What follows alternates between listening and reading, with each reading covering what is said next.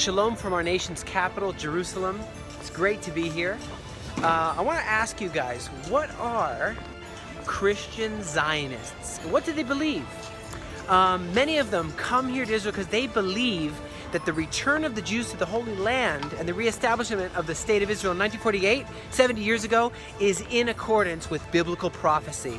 You remember in the mid-20th century, there was a thing called Christian restorationalism. I'm saying, of course, there's 2.4 billion Christians in the world. Catholics primarily didn't think that Israel or Zionism or Theodor Herzl or anything like that had anything to do with their belief system or the Word of God. But yet, Christian advocacy began to grow after the Protestant Reformation, right? And they began to support the idea of this homeland of the Jewish people. Christian Zionists in the 1840s passed the notion on to Jewish circles in some respects. Some Christian Zionists believed that Israel being established and the Jewish people returning is a prerequisite to the coming of the Messiah.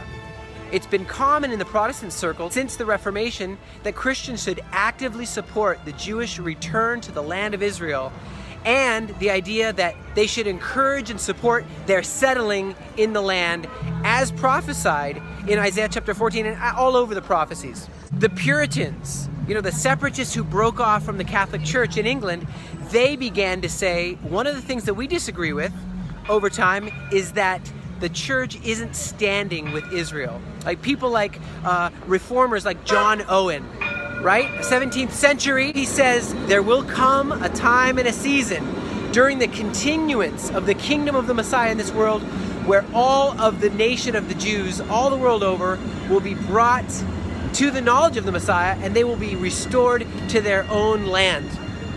John Gill, people like Samuel Rutherford, talked about this great time of restoration and said things like, our elder brothers the Jews returning to the promised land. What a lovely day that will dawn.